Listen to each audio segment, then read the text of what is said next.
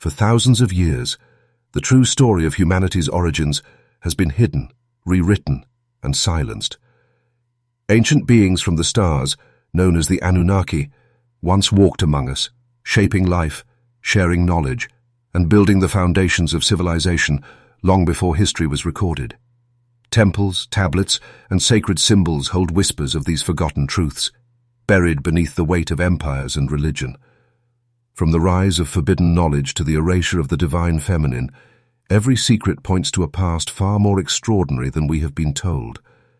Now, archaeology, ancient texts, and hidden art reveal echoes of this lost history, waiting to be discovered. Tell us, where are you watching from? If you are ready to explore the mysteries that time tried to erase, don't forget to like, share, and subscribe, and join us as we uncover the astonishing legacy of humanity's first creators. Before the first temple rose, before the words God or devil were ever spoken, there was a silence across the earth, a silence broken only by the rhythm of creation itself. Somewhere between myth and memory, the skies of Mesopotamia began to speak. Clay tablets, older than any scripture, tell of a time when beings descended from the heavens, radiant, powerful, and wise beyond comprehension. The Sumerians called them the Anunnaki, those who came from above. To the ancients, they were not metaphors, nor mere spirits, but real presences who walked among men. It was they, the texts claim, who shaped humanity from the dust of the earth, not as gods distant and untouchable, but as engineers, architects of flesh and blood. With hands like ours and knowledge that defied the stars, they molded the first people and breathed life into civilization itself. In the city of Eridu, one of the earliest settlements ever built, the god Enki was said to have created the Abzu, a watery domain beneath the earth. From here, knowledge flowed: mathematics, agriculture, writing. The blueprints of civilization whispered into the minds of humankind. These were not mere myths to the Sumerians. They were records, meticulously carved into stone, preserved with reverence and fear. But as centuries passed, the stories began to change. The pantheon of many became the singular voice of one. What was once a story of cooperation between man and God turned into a warning, a tale of obedience, punishment, and exile from paradise. The divine teachers of Sumer became fallen angels. Their gifts became sins. Their wisdom, forbidden, the forgotten dawn, marks the moment where history and myth blur, where truth was rewritten by time itself. It was the beginning of the great erasure, when the luminous gods of the first cities were recast as demons and their symbols buried beneath the foundations of new faiths. Even today, archaeologists uncover fragments of this lost world, temples aligned with the stars, tablets describing flying vessels, and inscriptions speaking of a time when knowledge descended from the sky. Each discovery pulls back the veil of amnesia, revealing that humanity's first gods may have been more than mere imagination. The Vatican's archives, according to whispers throughout history, hold records of these same translations, texts too ancient, too dangerous to be reconciled with modern faith. For if the Anunnaki were the true creators, then the origin of divine authority itself comes into question. And perhaps that was what the Church feared most. Not the devil, not temptation, but the possibility that the first gods were never banished at all, only renamed. The forgotten dawn reminds us that the past is not silent. It hums beneath the surface of every belief we hold. The same stars that guided the Anunnaki still watch over us tonight, and the Psalms, the questions echo in the darkness. Who made us? Who taught us? And what was erased to keep us from remembering? Long before the first breath of Adam, before Genesis was inked onto parchment, the story of creation was already being told, not in Hebrew, but in Sumerian. It began not in a garden of innocence, but in a laboratory of gods. In the heart of ancient Mesopotamia, surrounded by the fertile waters of the Tigris and Euphrates, stood Eridu, the city of Enki, the god of wisdom, water, and creation. The Sumerians called it the first home of the gods on earth, and it was here, according to clay tablets far older than the book of Genesis, that life itself was shaped. The Anunnaki, described as celestial beings who came down from the heavens, were said to have molded humanity from clay. The texts speak not of divine magic, but of craft, a deliberate act of design. They mixed the essence of the gods with the dust of the earth, forming beings who could think, feel, and build. In that moment, the line between creator and creation vanished. This was the first Eden, a sacred place where gods and men walked side by side. Not a paradise of temptation, but a workshop of enlightenment. The Sumerians described it as a garden of the gods, a place of rivers and life, where knowledge flowed like water. Here, the Anunnaki taught humanity language, measurement, irrigation, and astronomy, the very foundations of civilization. But knowledge has a cost. In the myths, Enki's compassion for humankind became his rebellion. Against the will of the higher gods, he granted humans the me, divine laws and technologies that elevated them beyond their intended role. It was this act, this defiance of divine hierarchy, that would echo through time as the story of the serpent in Eden. When these stories were later rewritten into Hebrew scripture, Enki became the tempter, the giver of forbidden wisdom. His sacred garden became Eden, and his act of enlightenment, sin. The gods who once uplifted humanity were transformed into deceivers and fallen angels. The gate to the garden was sealed, not by sword, but by silence. What was once a place of creation became a symbol of exile. What was once divine partnership became disobedience. Archaeologists today still uncover fragments of this earlier truth. Temples built with celestial precision, tablets describing seed-of-life experiments, and depictions of gods holding flasks and instruments, tools of creation, not symbols of myth. Even the tree of life, a recurring symbol in both Sumerian art and biblical text, may have represented the transmission of knowledge, the spark that made humanity self-aware. For the Vatican and later faiths, such stories posed a dangerous question. If creation was once shared between gods and men, where does divine authority truly begin? The Church could tolerate mystery, but not equality between heaven and earth. Thus, the architects of Eden were hidden behind allegory. Their names became forbidden, their story rewritten as a warning. And yet, beneath every church and scripture lies their echo, a reminder that enlightenment was never meant to be denied, only remembered. The story of Eden, then, is not about a fall from grace. It is about a stolen memory, the moment when the architects of life walked beside us, and we, for a time, were their equals.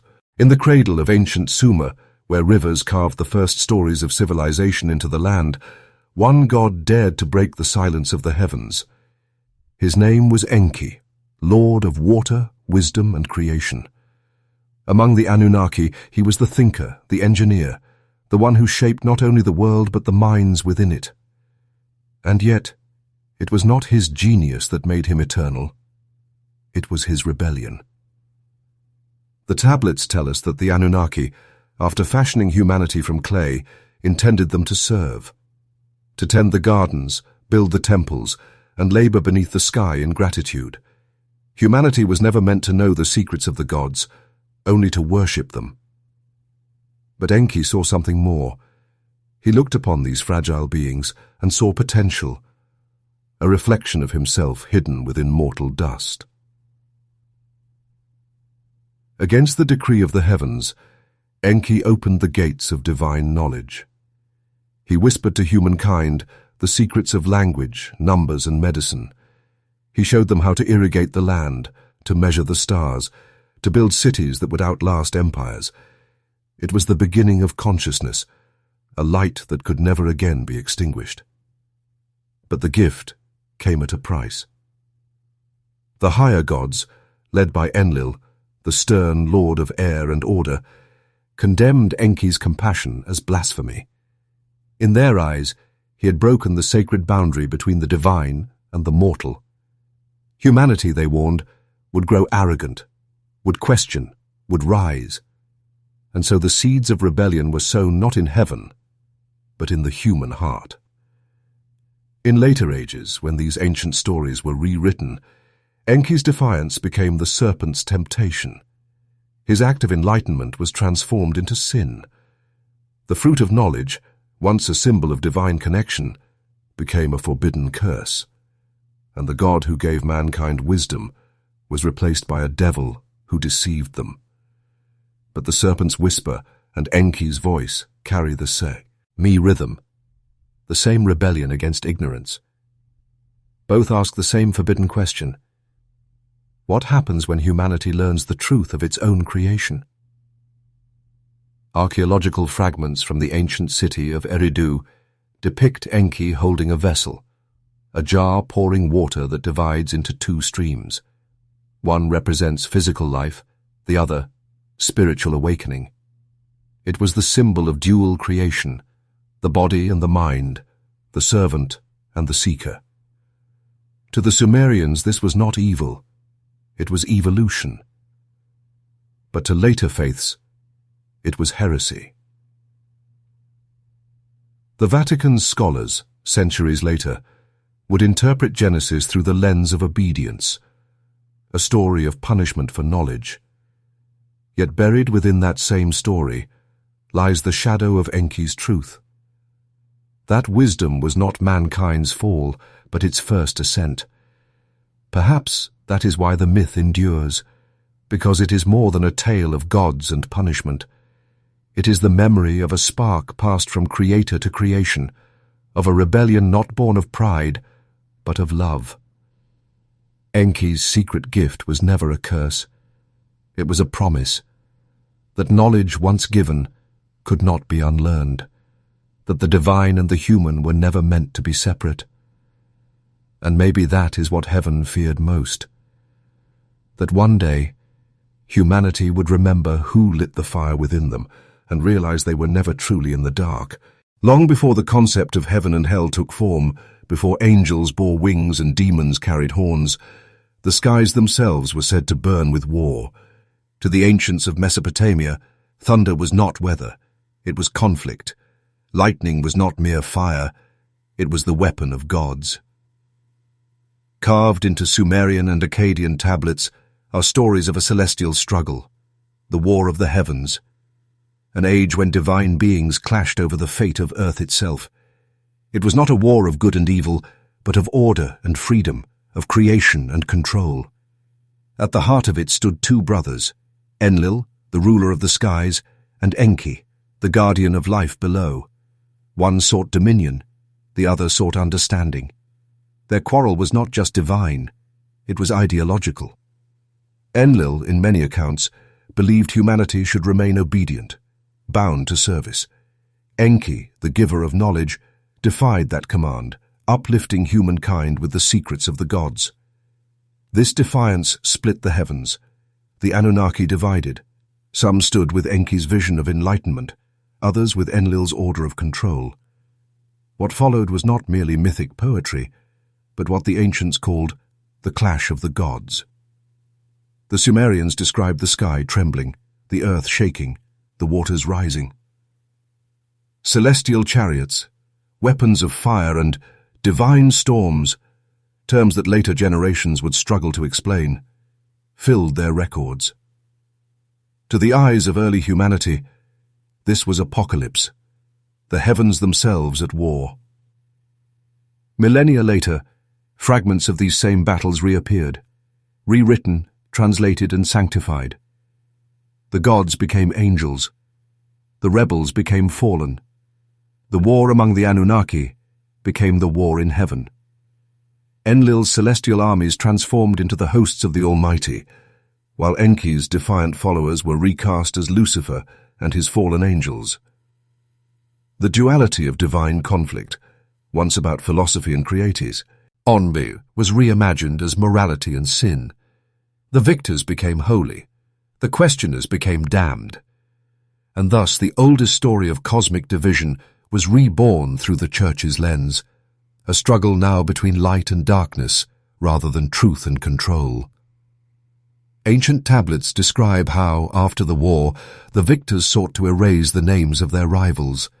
Temples dedicated to certain gods were destroyed, their symbols forbidden. Yet fragments survived, in Babylonian hymns, in Assyrian reliefs, in the very stars that bear their names. Even today, constellations like Orion and Sirius echo the memory of that divine rebellion, once visible to those who looked up and wondered who truly ruled the sky. For the Vatican, these ancient accounts posed a dangerous reflection. If the First Celestial War was not between good and evil, but between freedom and obedience, then what does that make of humanity's place in creation? Were we followers of divine order, or the inheritors of a forbidden cause? Perhaps that is why these stories were buried beneath dogma, because they suggest that heaven's first war was not over sin, but over sovereignty, not over punishment, but over the right to think, to create, to be free. The War of the Heavens was more than myth. It was memory, the echo of an ancient rebellion that still lives in every scripture, every sermon, and every human soul that dares to question where its fire came from. And though the victors wrote the heavens in their image, the stars still whisper of those who fell, not as demons, but as dreamers who refused to bow. Long before the cross rose over Rome, before the Virgin's image graced cathedral glass, there was another woman who ruled the heavens, radiant, powerful, and unyielding. Her name was Inanna, the Queen of Heaven, the morning and evening star. To the Sumerians she was life itself, passion, fertility, justice, and war. The goddess of duality, she was both the giver and the taker, the lover and the destroyer.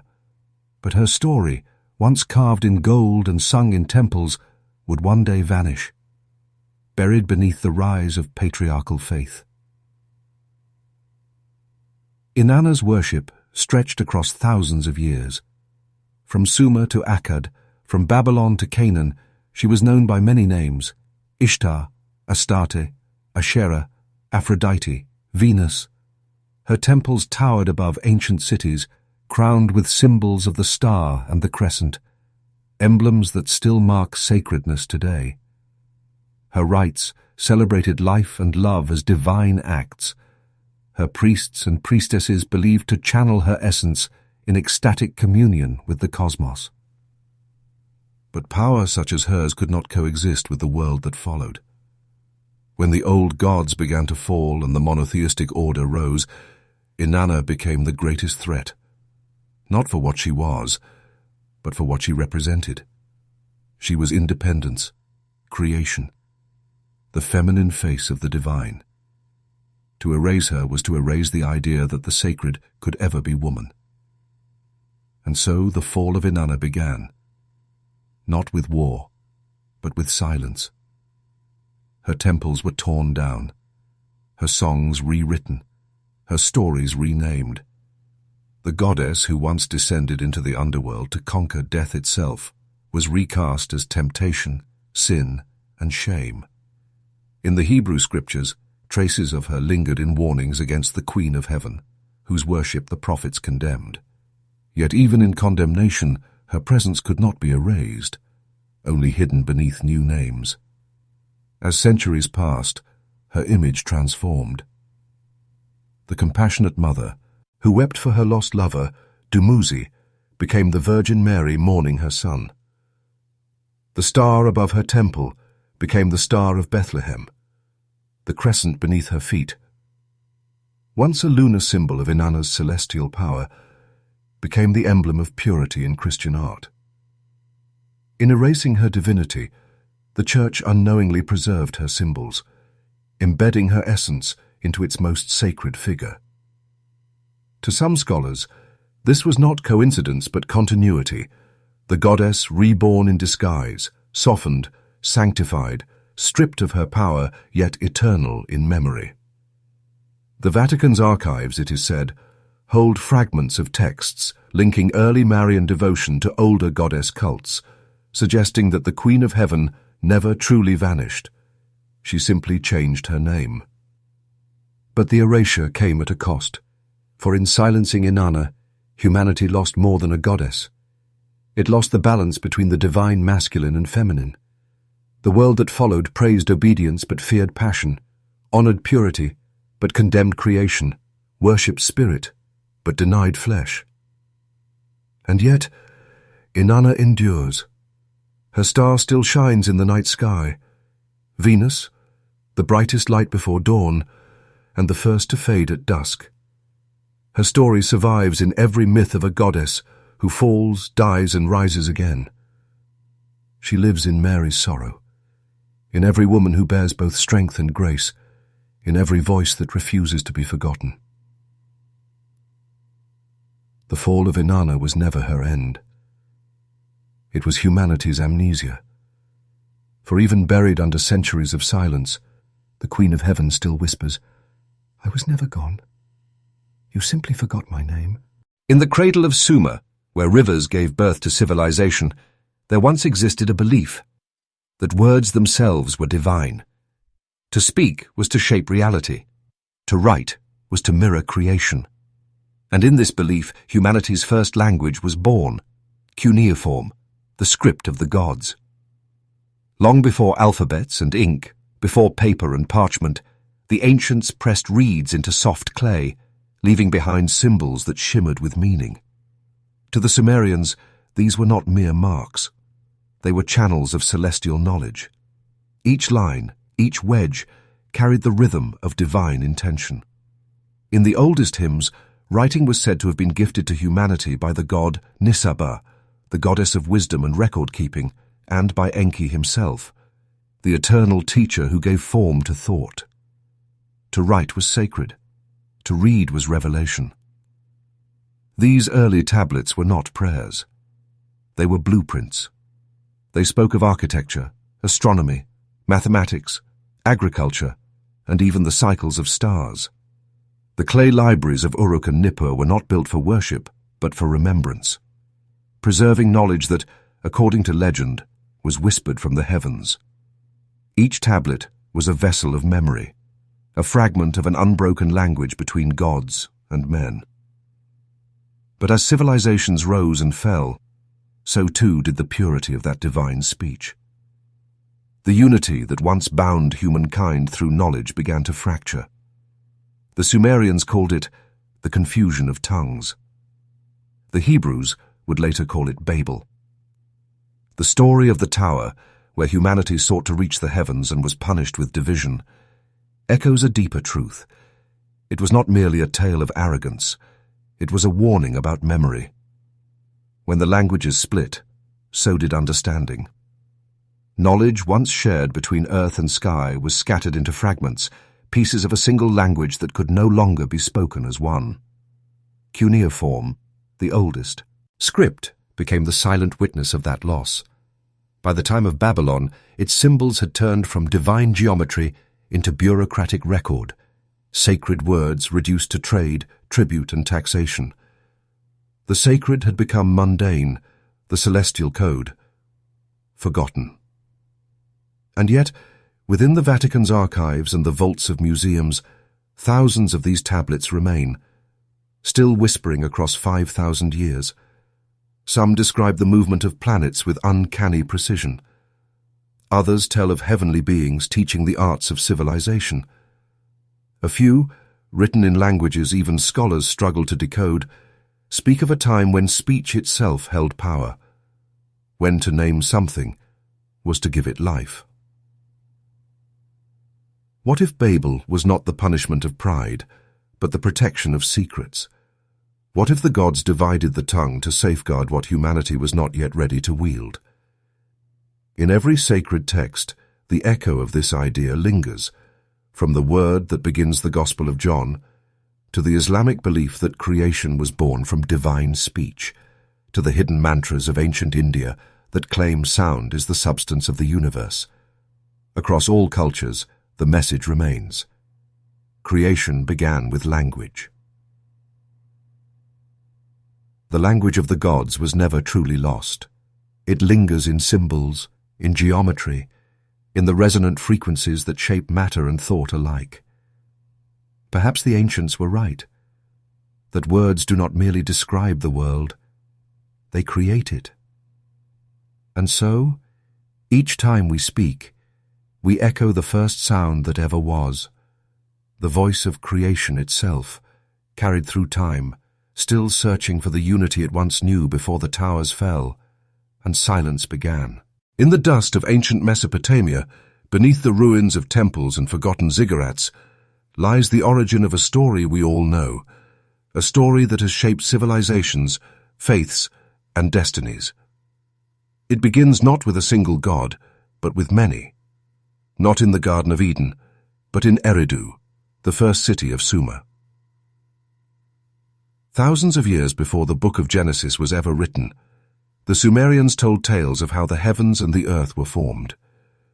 In their tablets, the Anunnaki, the divine assembly, descended from the stars to shape the world. The waters above and below were separated, the firmament raised, and life molded from clay.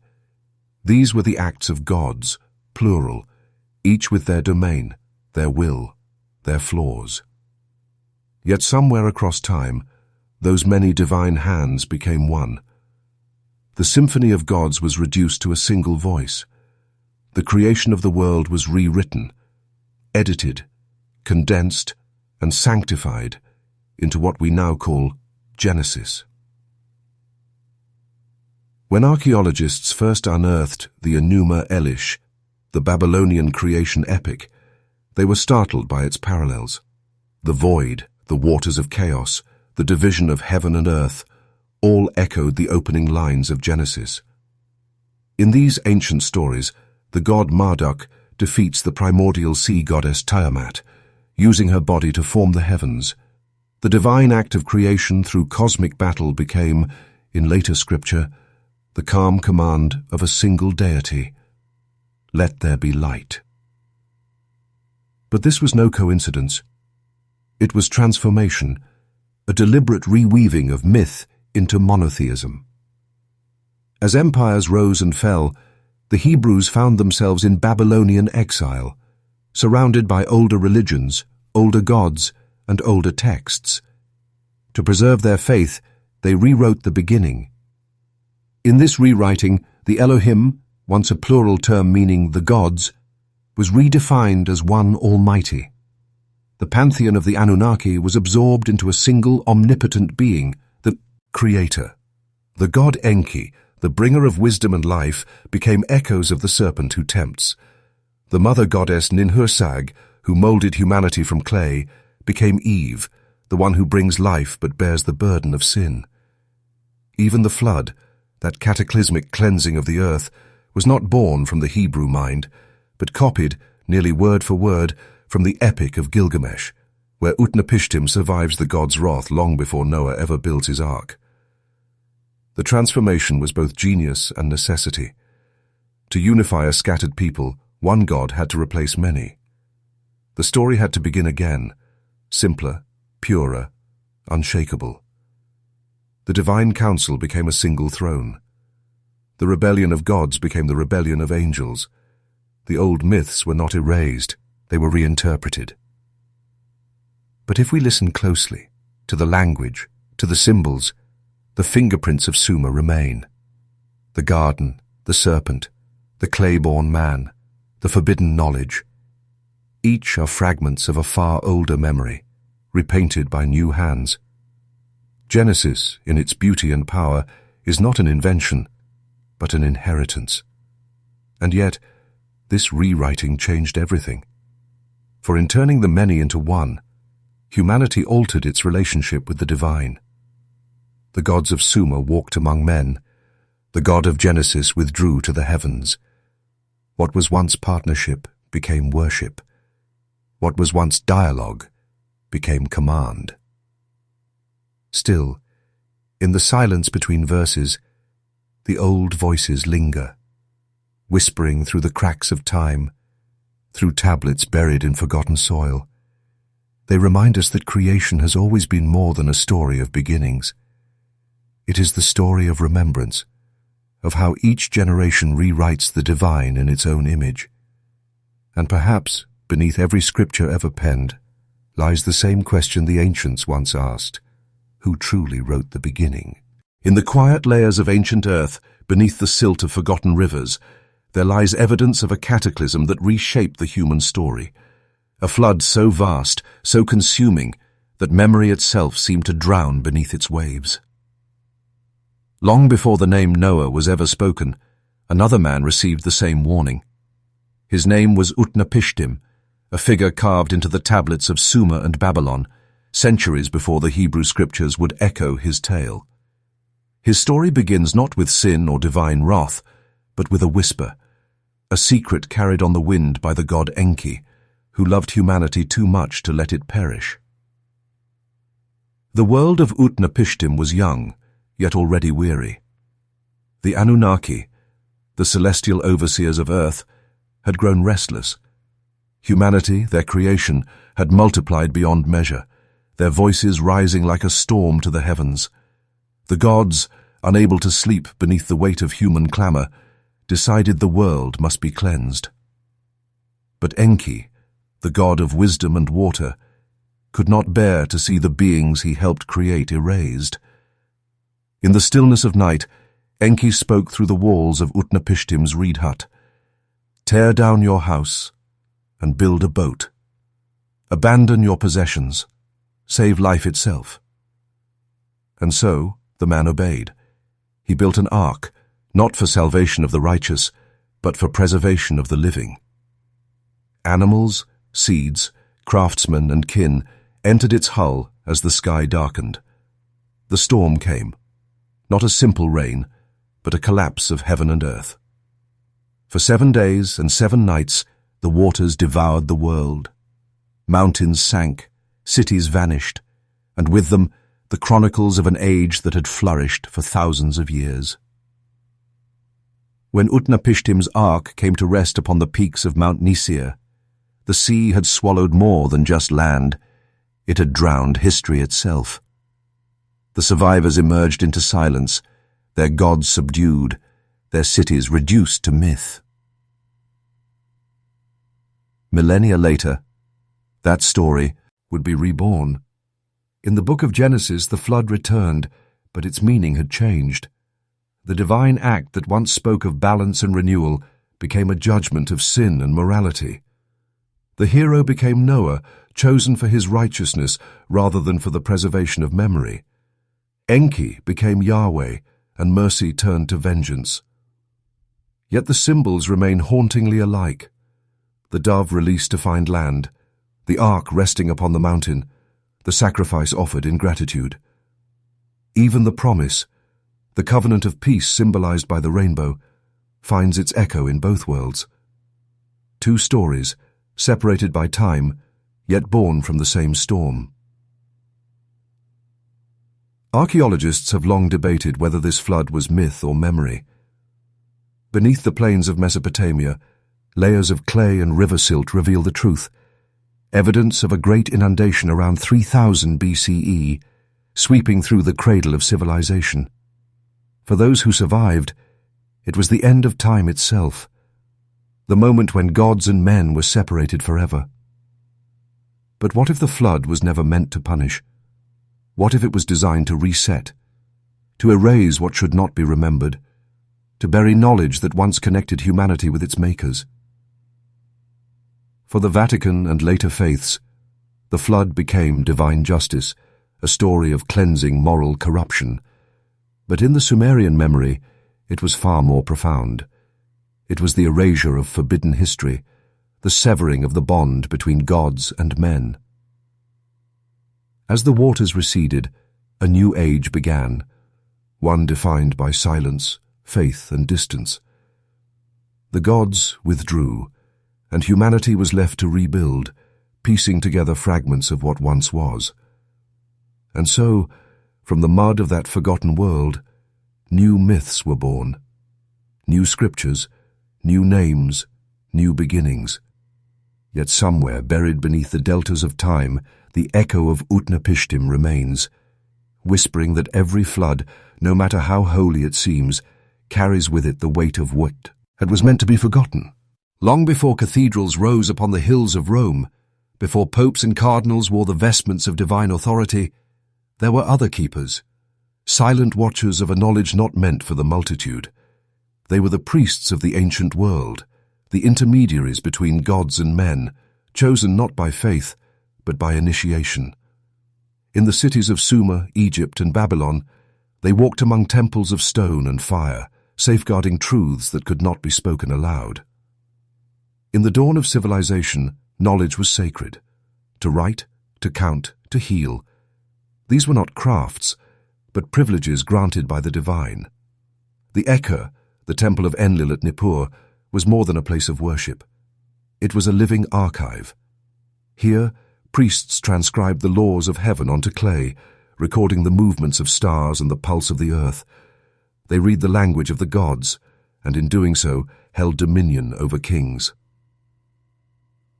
In Egypt, the same current flowed through the House of Life, a hidden institution within the temple walls where the high priests of Thoth preserved the science of the soul. They studied astronomy, medicine, geometry, and what they called the language of becoming, a wisdom that joined matter and spirit. The gods had withdrawn from the visible world, but their priests remained as their echoes, translating celestial order into ritual and law. To the uninitiated, the temple was mystery. To the priest, it was memory, the remembrance of what humanity once knew. The hieroglyphs that adorned the walls were not mere symbols, they were codes of transformation. Each god, each myth, concealed fragments of a cosmic science, a map of human potential. Knowledge was light, and light, in an age ruled by divine kings, was power. But power invites fear.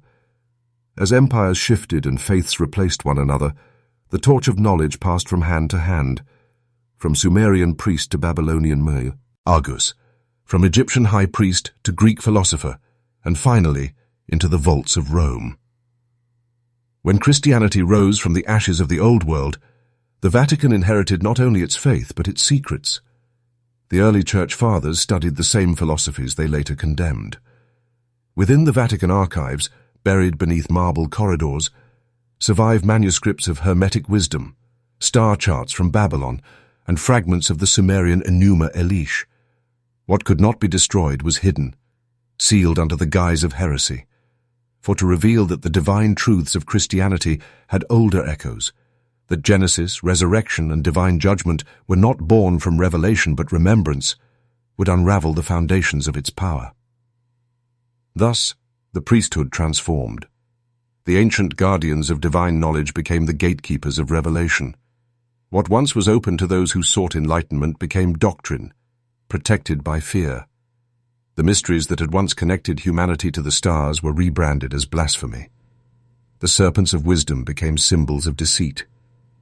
The goddess of knowledge became a virgin. And yet, traces of that ancient priesthood remain. In the rituals, in the incense, in the very architecture of the church, echoes of older temples whisper through the stones. The mitre worn by bishops mirrors the crown of Enki. The Holy of Holies recalls the innermost sanctum of Egypt. Even the sacred chalice, the cup of divine communion, descends from Sumerian rites of life and renewal. The keepers may have changed, but the knowledge endures, hidden beneath layers of translation, waiting for those who remember to look beyond the veil. For every age chooses its guardians, and every empire decides what truths the world is ready to hear. But history tells us this: the more powerful the secret, the deeper it is buried. And somewhere beneath Rome, beneath centuries of silence and sanctity, the forbidden words of the first priests still sleep, carved not in clay but in memory, waiting for their time to rise again. In the heart of Mesopotamia, where the rivers Tigris and Euphrates cradle the birthplace of civilization, the ancients spoke of relics so sacred that even the gods feared their loss. the tablets of destiny. To the Sumerians, these tablets were not mere objects, but instruments of cosmic order, the written laws of heaven and earth determining the fate of all that lived beneath the stars. In their myths, the tablets of destiny granted divine authority. Whoever possessed them ruled not just men, but gods themselves. They were said to contain the decrees of existence, every birth, every storm, every fall of a kingdom, etched into eternal script. Power, in its purest form, was not the sword, the temple, or the crown. It was the word. In the Enuma Elish, the Babylonian creation epic, these tablets pass from one divine hand to another. Enlil, Lord of the Wind, held them first, enforcing the order of heaven. But when the chaos goddess Tiamat rose in rebellion, she bestowed them upon her general Kingu, granting him dominion over the cosmos. The war that followed, the war between order and chaos, was not just for survival, but for authorship. Who would write the fate of all creation? When Marduk, the champion of the younger gods, defeated Tiamat and seized the tablets, he became ruler of heaven and earth. With that act, the gods crowned him king, declaring, "His word shall not be changed." The power of command, the authority of prophecy, all flowed from possession of the written decree. But as empires fell and faiths evolved, the myth of the tablets of destiny transformed. In later ages, it was said that fragments of these divine decrees survived, in hidden libraries, sealed temples, and celestial symbols carried through generations. Some whispered that the knowledge of destiny itself was encoded in the stars, and that those who could read their patterns could glimpse the will of the gods. When monotheism rose, this idea became dangerous, for if fate was written by divine decree, who held the pen? The Church taught that only God could ordain destiny, that humanity's future was known only to the Almighty. Yet in ancient Sumer, destiny had always been negotiable. Even the gods could rise or fall depending on who held the tablets. The cosmic order was not fixed. It could be rewritten. That idea was heresy, for in a world where fate can be rewritten, divine authority becomes mortal. Prophecy becomes knowledge, and knowledge, in every age, threatens power. Across history, fragments of this myth reappear. In Egypt, the Book of Thoth was said to contain the secrets of creation and destruction, granting the reader mastery over the heavens. In Greece, the Moirae, the Fates, wove and cut the threads of life, a reflection of the same eternal law. Even the Book of Revelation, hidden within Christian scripture, speaks of a sealed scroll, the record of judgment that only one hand may open. Perhaps these are all echoes of the same ancient memory, the human longing to read the script of existence, to see beyond time. The tablets of destiny remind us that control over fate is the oldest ambition of all. Every empire, every priesthood, every faith has sought them, whether in heaven's light or in secret archives beneath stone. And maybe that is why they were said to vanish, not lost to history, but hidden by design. For to hold the power to rewrite destiny is to hold the authority of the divine itself. No church, no kingdom, no god of order could allow that power to remain free. The tablets of destiny are more than a myth. They are a symbol of the eternal struggle between knowledge and control, between those who seek to understand the universe and those who seek to rule it.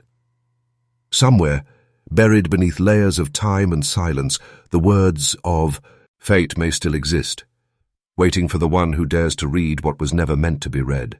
There was a time when the skies were crowded with gods, when every river, mountain, and storm had its own divine name.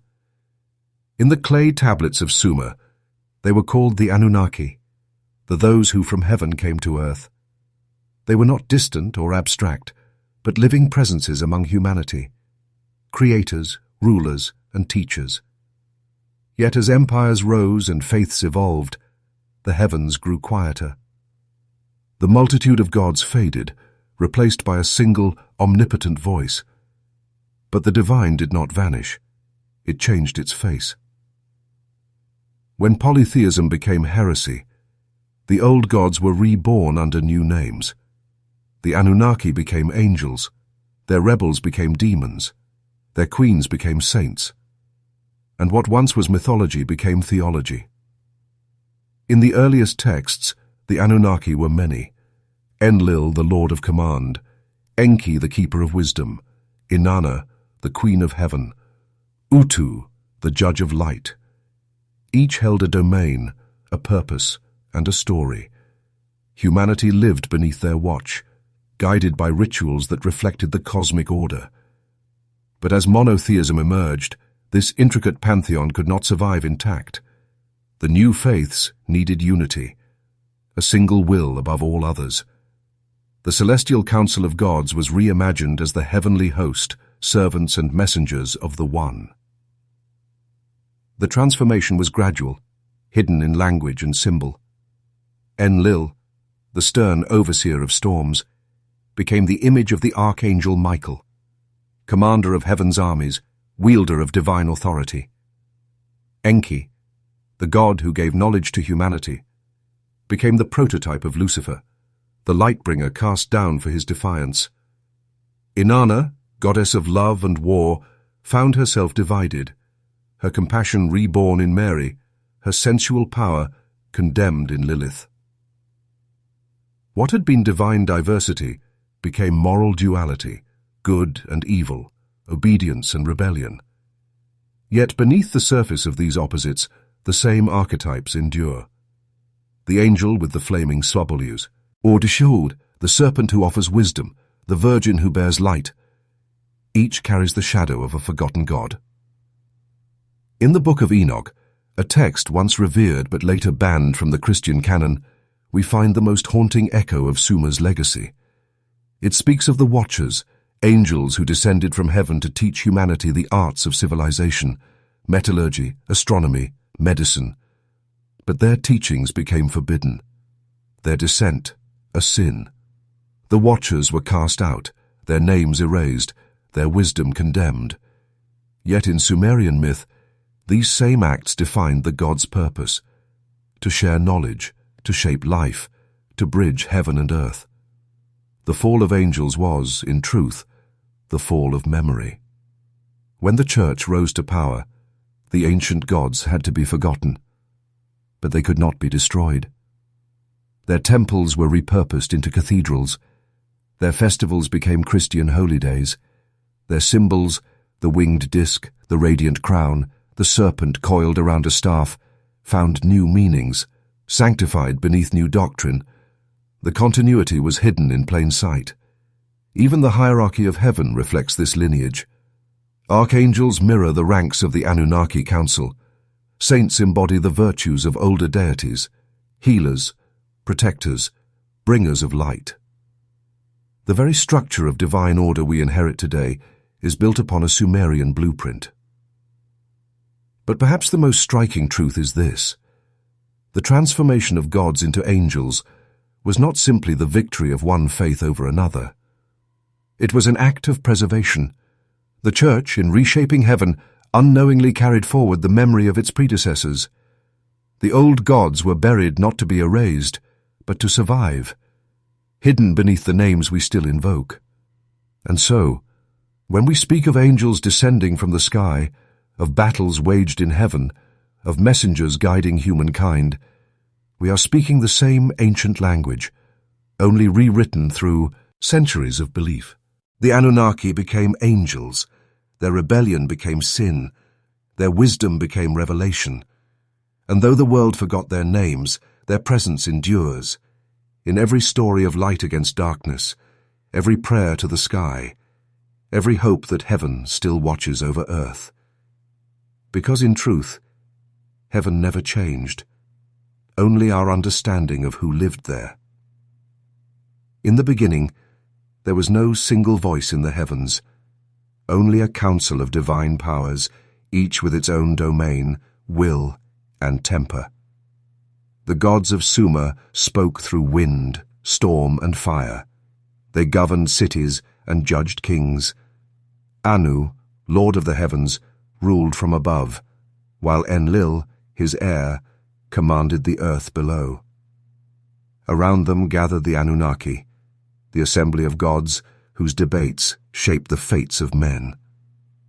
Theirs was not a silent or singular heaven, but a realm of endless conversation, of balance and rivalry. Yet somewhere along the river of time, that chorus faded. The divine council dissolved, and its many voices became one. The era of polytheism gave way to the age of the one God, a transformation so complete that humanity would forget there had ever been another way to imagine the divine. The seeds of this transformation were sown in the soil of empire. As city-states grew and kings sought to unite the fragmented lands of Mesopotamia, the heavens too needed unification. A single ruler on earth demanded a single ruler above. The pantheon became political. The celestial mirrored the terrestrial. Enlil's authority began to overshadow the others, his image merging with that of the rising kings who claimed divine right. In Babylon, this unification took its final shape under Marduk, the city's patron deity. The Enuma Elish tells how Marduk conquered the primordial goddess Tiamat, seized the tablets of destiny, and was proclaimed the one supreme god. His word shall not be changed, the gods declared. A phrase. So that would echo centuries later in Hebrew scripture. From the council of gods emerged the throne of one. This shift was not merely theological, it was revolutionary. The idea of a singular, omnipotent being rewrote humanity's relationship with creation. The world was no longer a dialogue between man and the many faces of nature. It became a hierarchy, a chain of command descending from heaven to earth. Divine mystery became divine authority. When the Hebrews encountered the Babylonian exiles, they carried fragments of this vision into their own emerging faith. In their earliest traditions, the name Elohim, a plural word, referred to the gods. But as their understanding evolved, Elohim came to signify one God, infinite and indivisible. The divine council of the Anunnaki became the heavenly host of angels, and the throne of Marduk became the throne of Yahweh. This was the dawn of monotheism, not the birth of a new god, but the distillation of many into one.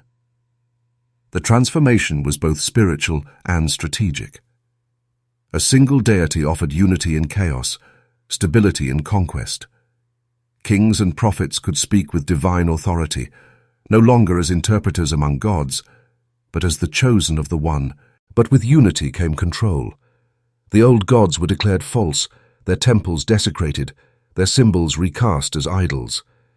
The divine feminine, once equal in power to her male counterparts, was silenced, buried beneath patriarchal scripture. The heavens became a monarchy, and the church would later inherit that crown. Still, the echoes of the old order remain, in the architecture of faith, in the rituals of prayer, in the very language of worship. The many still linger within the one. The Trinity, the host of angels, the hierarchy of saints, these are fragments of a forgotten pantheon, reassembled beneath a single name. The rise of a singular God was not simply a moment of belief. It was a rewriting of cosmic structure. The heavens were centralized, codified, and aligned with human ambition. The divine ceased to be a reflection of nature's harmony and became a mirror of human power. And so, what began as the voice of many became the silence of one. The gods of the first cities were absorbed into an eternal monarch whose reign still shapes the world today. But if we listen closely, beneath the hymns and sermons, we may still hear the faint murmur of that ancient council, whispering from the dust of forgotten temples, reminding us that unity was born from diversity, and the one was once the many. Beneath the marble streets of Vatican City, beyond the eyes of pilgrims and tourists, stretches a labyrinth of corridors lined with shelves taller than a man, shelves that disappear into shadow. This is the Vatican Secret Archives, a place where centuries of human memory are gathered, protected, and, for most, forbidden. The word secretum means private, yet in practice it feels more like a tomb, a repository where history itself has been censored. Here lie manuscripts, codices, and relics that could challenge every assumption about faith, power, and the origins of divine knowledge. The archives were not built in a single day, nor by a single hand.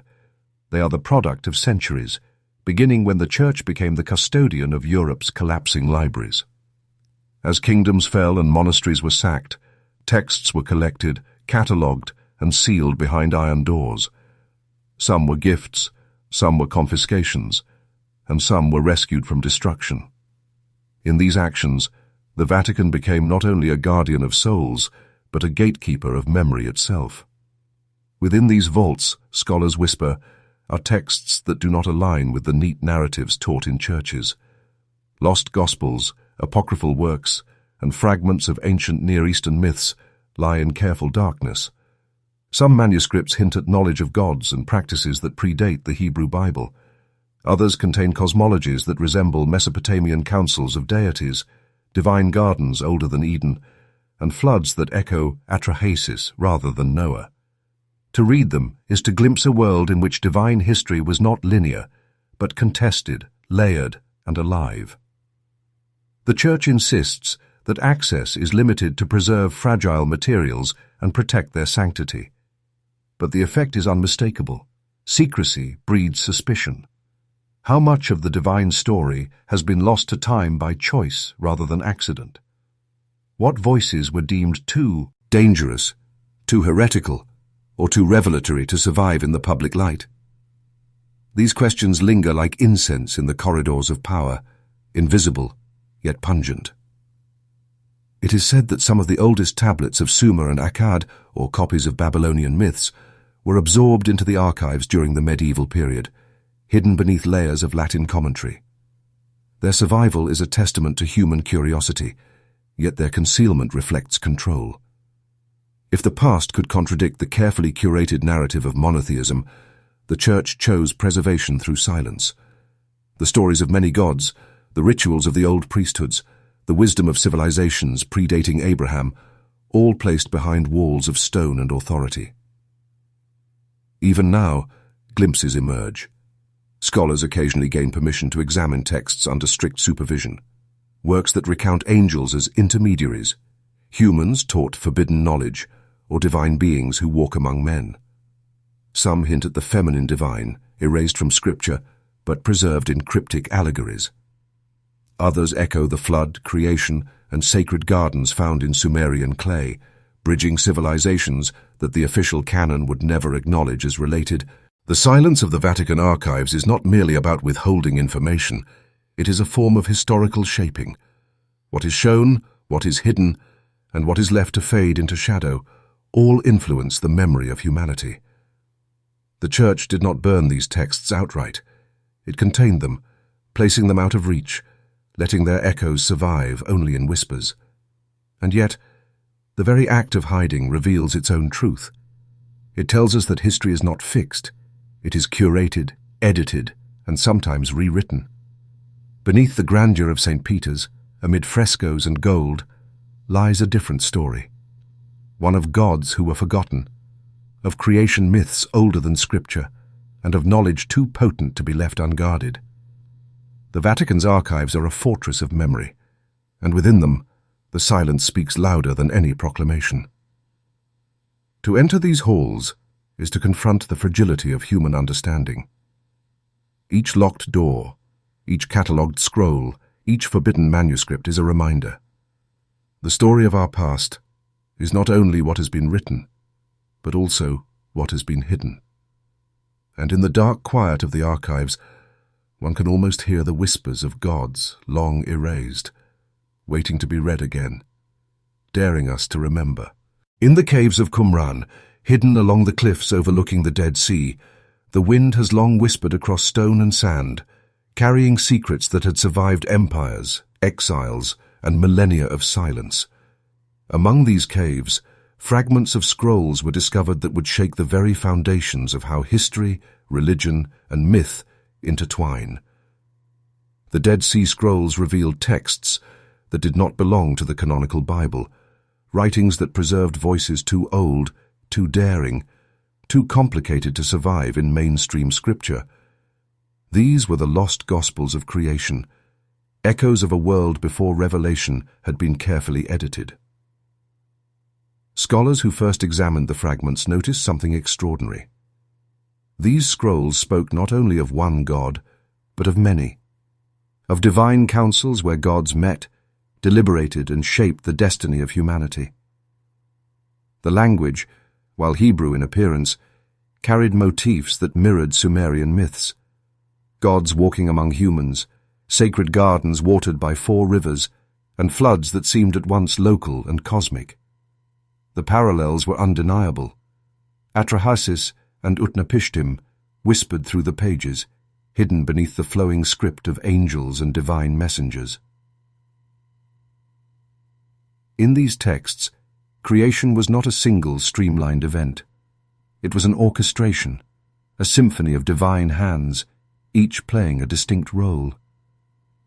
Humanity was molded not only from dust, but from the interaction of multiple deities, each leaving their imprint on flesh, mind, and culture. Knowledge was a gift and a burden. It was the breath of gods that could elevate humanity or punish it. Reading these scrolls, one glimpses the same story that Sumerians carved into clay, a story that would later be reshaped and simplified to fit the canon, to fit a theology that demanded singularity and order. Yet these gospels were not meant to endure. Centuries of divine censorship, political maneuvering, and surmountir. De-doctrinal control ensured that the voices preserved in Qumran were confined to the shadows. The scribes who copied scripture chose what could survive and what could not. Apocryphal fragments, while treasured in isolated communities, were systematically excluded from the canon. Their echoes became whispers, their messages muted, and their gods, once vivid and powerful, were condensed into allegory or demonized in later texts. The lost gospel of creation does more than reveal alternate versions of events. It illuminates the methodology of memory itself. By comparing these scrolls with Sumerian clay tablets, one sees a deliberate compression, many gods into one, complex cosmic councils into singular authority, sacred gardens into Eden, floods into Noah. What was once polytheistic became monotheistic. What was plural became singular. What was narrative became doctrine. The suppression of these texts was not merely about belief, it was about control over the story humanity would inherit. And yet, even in fragments, the power of the old stories persists. The scrolls hint at the feminine divine, at knowledge deliberately hidden from humanity, at celestial beings whose deeds defy simple categorization. They remind us that Scripture, as we know it, is curated history, not absolute memory. The voices of older gods, preserved in clay and lost scrolls alike, refuse total erasure. Holding one of these fragments, even metaphorically, is a humbling experience. It is to touch the edge of memory before censorship, before consolidation, before control. The gods of Sumer are present in the margin, in the overlooked words, in the scribes' annotations. They call attention to a truth too long ignored. Creation was never simple, and memory is never absolute. The lost gospel of creation asks us to read differently, to hear what has been silenced, to see what has been shadowed. It urges us to place the fragments of Dead Sea Scrolls beside Sumerian tablets, to trace the lines from Atrahasis to Noah, from Dilmun to Eden, and recognize the continuity of human imagination. These texts do not undermine faith. They expand it, inviting wonder at how stories of gods and humans intertwine across cultures and millennia. In the quiet caves of Qumran, the ancient scribes' whispers endure, waiting for those willing to listen. The scrolls remind us that even when history is hidden, memory, like dust on the wind, finds a way to endure. Long before the Garden of Eden became a symbol of innocence lost, before Adam and Eve's story was framed as the first act of disobedience, the serpent slithered across the consciousness of humanity in a very different form. In the ancient world, serpents were not emblems of fear, but of knowledge, cunning, and life's hidden wisdom.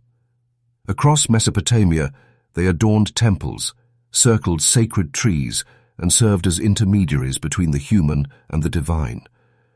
To see a serpent was to see a messenger of truth, the embodiment of a power too profound, too dangerous, to be left in the hands of mortals without guidance. In Sumerian mythology, it was Enki, god of wisdom and water, who entrusted humanity with knowledge that would awaken understanding, creativity, and foresight. Enki's gift was not punishment, but liberation, a spark intended to illuminate the mind. The serpent was his emissary, the silent guide that whispered secrets, opened eyes, and challenged humanity to see beyond the limitations imposed by gods or kings. Knowledge, in this context, was sacred, a bridge between worlds. Yet as religions evolved, as monotheism consolidated power, the serpent's image began to shift. The Church, inheriting a world rich with polytheistic memory, faced a dilemma: how to reconcile the lingering traces of older gods with the new, singular God of the Hebrew Scriptures. Enki's gift, the divine flame of wisdom, had to be reframed.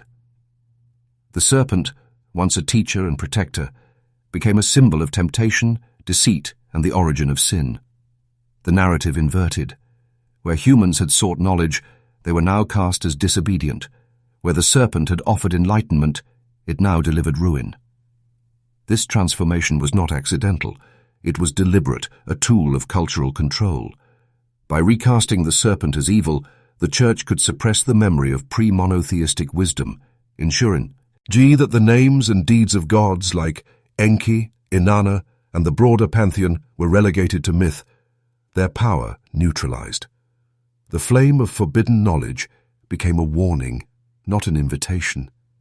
Temples gave way to cathedrals, sacred trees were replaced by altars, and the serpent, stripped of its divinity, was demonized. Yet even in this new guise, traces of the old meaning survived. In art, the coiled serpent appears alongside symbols of eternity, healing and rebirth. In folklore, serpents continue to guard treasures of wisdom and medicine. In some texts, the serpent's voice lingers in whispered metaphors, hinting at truths that the written doctrine sought to bury. It is a silent rebellion, a reminder that knowledge cannot be fully erased, only obscured. The story of the serpent is also a story of humanity itself, of our fear of enlightenment, of the tension between obedience and understanding. To demonize the serpent was to control curiosity, to dictate the limits of inquiry. But the original message remains embedded in the symbolism. The pursuit of knowledge is divine, even dangerous, even transformative. Enki's rebellion against heavenly decree lives on in that slithering shape, a testament to a time when wisdom was not sin, but sacred. Walking through the ruins of Sumer, or studying the cylinder seals and frescoes left behind, one can almost feel the serpent's presence, a coiled guardian of truths that transcend time, waiting for those willing to see beyond fear. The Church's narrative sought to recast the serpent as villain, but the memory of its true role, as mediator and enlightener, endures beneath the surface, a shadow of the old god's light flickering in human imagination. In the Garden of Eden, then, the serpent is not merely a tempter, it is a messenger, a survivor of memory, a living link to Enki's forbidden gift. The story of humanity's fall, reframed for centuries as a moral lesson, was in truth the story of wisdom's suppression.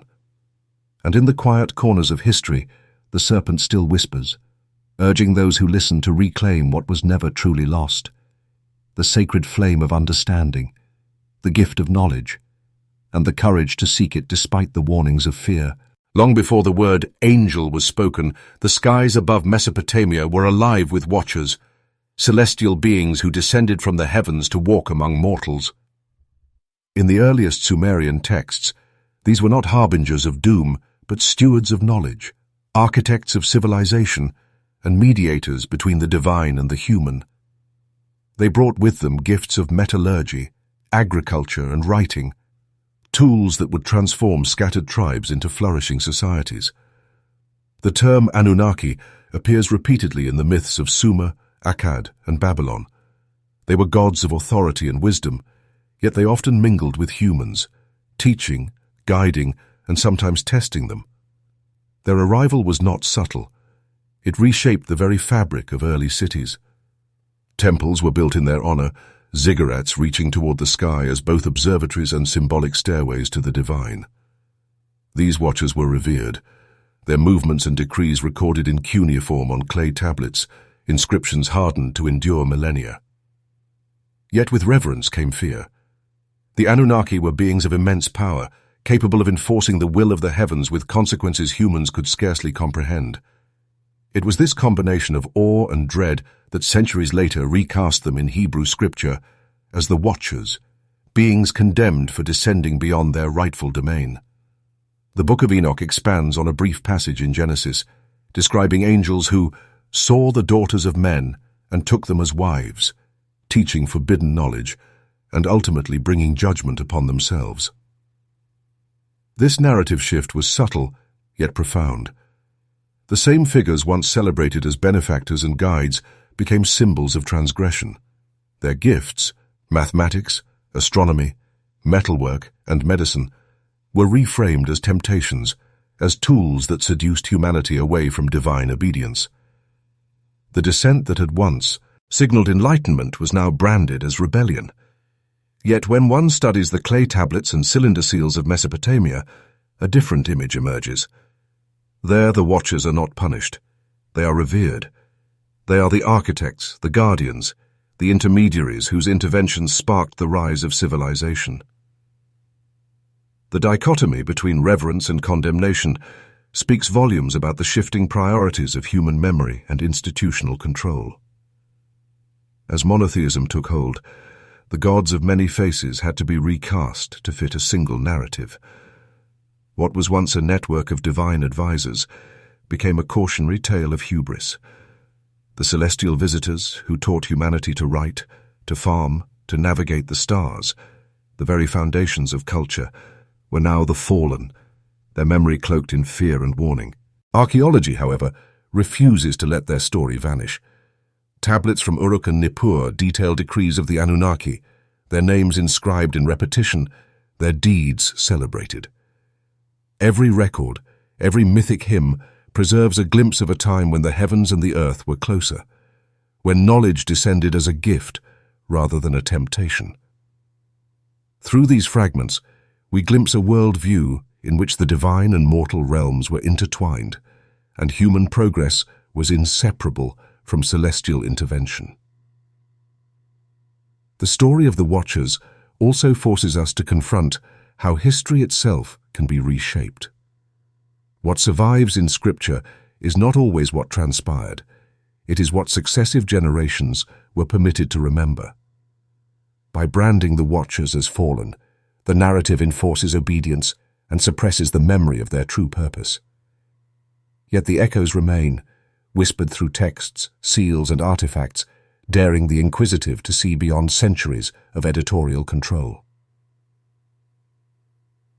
In the quiet of the desert, under the stars that once guided the hands of Sumerian scribes, one can imagine the Watchers looking down upon their creations.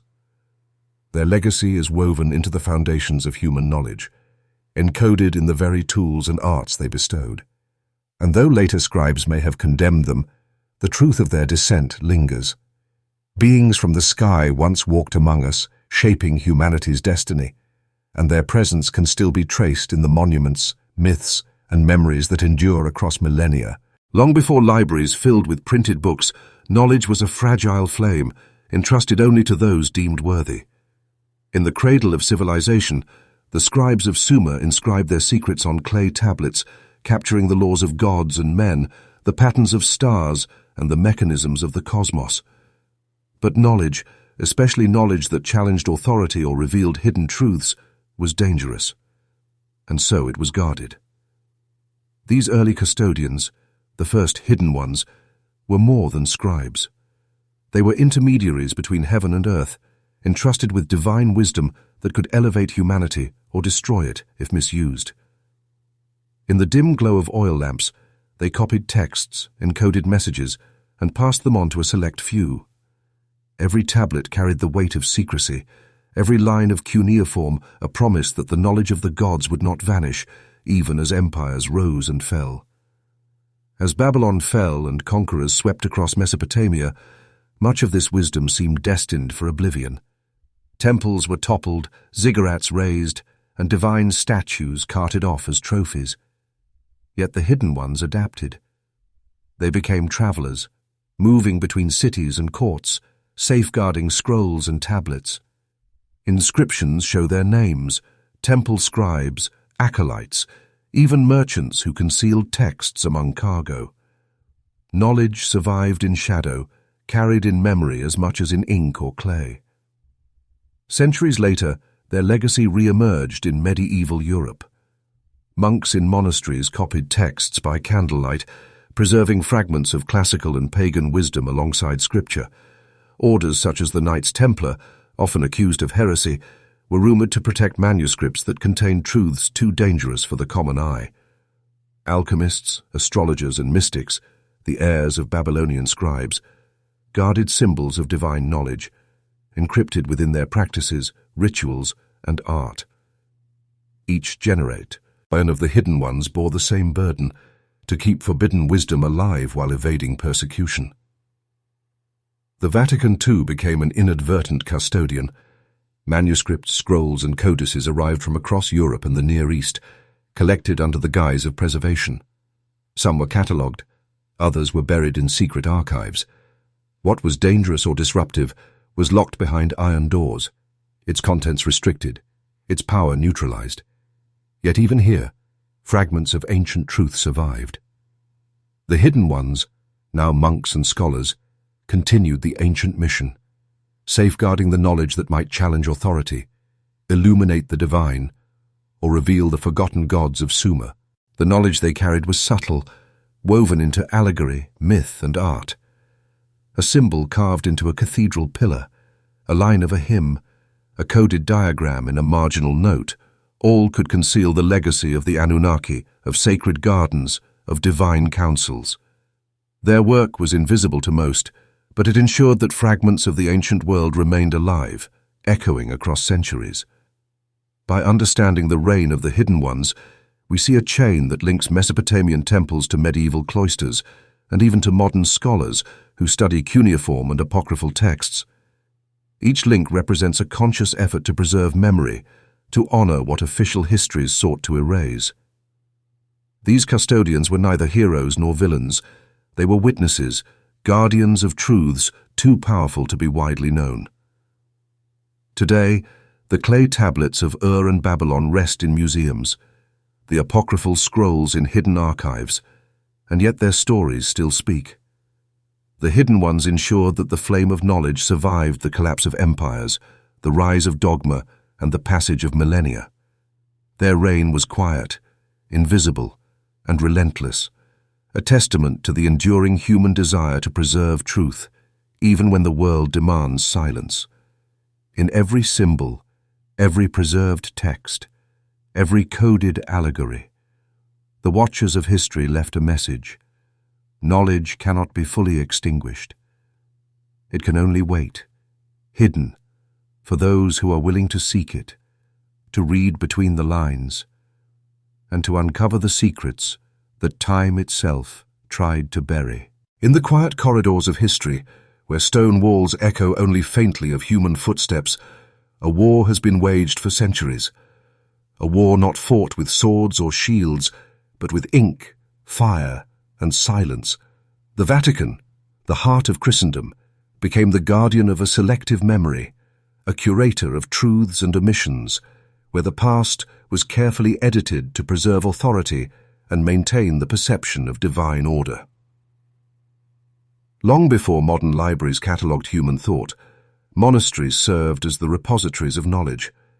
Here, scribes labored over manuscripts, copying, translating, and sometimes censoring texts that could challenge doctrine. Each stroke of the quill carried power, to preserve or to erase, to illuminate or to hide. Texts from forgotten civilizations, Babylonian hymns, Sumerian creation myths, and apocryphal gospels entered these vaults, their meanings fragile in the hands of men who feared what revelation might ignite. Burning heretics and suppressing forbidden books were the most visible expressions of this shadow war. The flames that consumed dissenters and their writings were not only acts of cruelty, but also instruments of control. They erased witnesses, silenced voices, and rewrote history in real time. Every charred scroll and every banned manuscript represented more than lost words. They were casualties in a struggle to dictate memory itself. The Church's canonization process further refined this power. By deciding which texts could be copied, circulated, or hidden, the Church determined which stories would endure and which would vanish. The Vatican archives, vast, labyrinthine, and secretive, hold the traces of this campaign. Millions of documents, maps, and codices lie behind iron doors, catalogued but largely inaccessible. Some speak of heretical interpretations. Others preserve ancient Sumerian wisdom that predates the Hebrew scripture. Scholars allowed glimpses speak of apocryphal texts, gospels that recount alternate visions of creation, flood, and divine counsels. Narratives suppressed not because they were false, but because they disrupted the Church's carefully curated narrative. Each document is a silent witness to a war waged in the shadows, a war fought to maintain power over both faith and memory. Yet suppression alone could not erase every trace. Clever scribes smuggled fragments into commentary, hidden allegories, and coded marginalia. Symbols of gods long erased from the public imagination survived in iconography, in ritual, and in art, shadows of the old pantheon embedded into Christian imagery. The statues, paintings, and ceremonial practices that appear sacred in the Church are often echoes of older temples, ziggurats transformed into cathedrals, incense rituals tracing back to Babylonian temples, processions that mirror the sacred steps of Sumerian priests. Memory persisted even under suppression, a quiet rebellion against imposed oblivion. The Shadow War was not merely a campaign of destruction, it was also one of reinterpretation. Names of gods were recast as demons, feminine divinities were reduced to saints or symbols of temptation, and plural councils of gods became singular omnipotence. Every translation, every editorial choice, every act of censorship reshaped reality itself. What people believed to be divine truth was, in many ways, carefully sculpted by centuries of decisions in hidden rooms, behind locked doors, and under the watchful eye of authorities determined to control history. For those who study these traces, the war continues to this day. Archaeology, comparative mythology, and the careful unearthing of apocryphal texts reveal layers of knowledge once buried, fragments of civilizations that challenge the singular narrative the Church sought to maintain. These discoveries illuminate not only the past, but also the mechanisms of power that sought to contain it. The Vatican's Shadow War was not a battle against heresy alone, it was a battle against memory itself. To understand it is to recognize the subtlety of control, the fragility of history, and the resilience of truth. Every surviving tablet, scroll, and symbol whispers across centuries, reminding us that even in the darkest shadows, knowledge endures. The war may have been waged in secrecy, but the echoes are visible for those willing to listen, read, and question. In the silence of the archives, the past waits, patient and defiant, ready to tell its story to anyone who dares to seek it. Step inside any grand cathedral, and the eyes are drawn upward. to vaulted ceilings, intricate frescoes, and the luminous glow of stained glass. To the casual observer, these are merely expressions of divine inspiration, a celebration of Christian faith. But for those who trace the threads of human history, a deeper story emerges, symbols of gods long erased, whispers of a pantheon that once ruled the imagination of humanity, subtly woven into sacred spaces meant to conceal as much as they reveal. Enki, the Sumerian god of wisdom. Inanna, the goddess of love and war. And Anu, the sky god who once presided over divine councils. These figures, thought lost to the annals of prehistory, left traces that survive beneath halos, geometric patterns, and ceremonial art. Their essence persists in ways both subtle and deliberate. The spiral of a column, the concentric circles of a stained glass window, even the arrangement of a cathedral's nave echoes the sacred geometry of Mesopotamian ziggurats. Each curve and line, each motif and flourish, carries a memory older than Christianity itself, a quiet rebellion of continuity against centuries of suppression. Inanna's story, for instance, survives in depictions of the Virgin Mary. The luminous female figure crowned with stars, standing in a mandorla of light, mirrors the imagery once reserved for Inanna ascending into the heavens. Symbols of fertility, wisdom, and sovereignty that adorned her temples reappear subtly. The lion at her feet becomes a symbol of Christ's power. The crescent moon still traces her cycles, and floral motifs nod to her reign over life and death. In these transformations, the Church did not entirely erase the goddess. It absorbed her, converting her ancient authority into a sanctioned form, preserving fragments of memory under the veneer of new belief. Enki's presence is equally enigmatic. His association with water, wisdom, and the gift of knowledge manifests in baptismal fonts, flowing rivers in frescoes, and ritual symbolism of cleansing and enlightenment. What was once a gift of forbidden knowledge, transmitted by a god who defied divine decree, became a metaphor for spiritual awakening and salvation, a reframing of the same archetype for a new religion. Even Anu, the sky god, whispers through celestial motifs painted on ceilings and carved into altars. Stars, constellations, and cosmic patterns recreate the heavens as the Sumerians understood them, silently reminding the faithful that the sky has always been a canvas of divine authority. The survival of these symbols was not accidental. Artists, monks, and architects, knowingly or unknowingly, became custodians of an older memory. When creating stained glass or carving reliefs, they followed patterns passed down through generations, patterns whose origins stretched beyond the Mediterranean, reaching back to the fertile plains of Sumer. Sacred geometry, a language of both the cosmos and the human spirit, acted as a vessel, preserving meaning even under the scrutiny of church orthodoxy. In these details, the past refused to be obliterated. It adapted, hid, and returned, appearing where eyes only see faith, not memory. Even today, the careful observer can trace these hidden legacies. A labyrinth on the floor mirrors the spirals found in ancient temples. A golden sunburst evokes the radiance of Anu. The positions of statues and columns mimic the alignment of celestial bodies once charted by Sumerian priests. This is not mere coincidence. It is evidence of continuity, a subtle rebellion of memory, and a testament to the resilience of symbols that refuse to be forgotten. The return of the old symbols tells a profound truth. While texts may burn, temples fall, and doctrines shift, the language of the divine endures. It hides in plain sight, surviving transformation, censorship, and reinterpretation.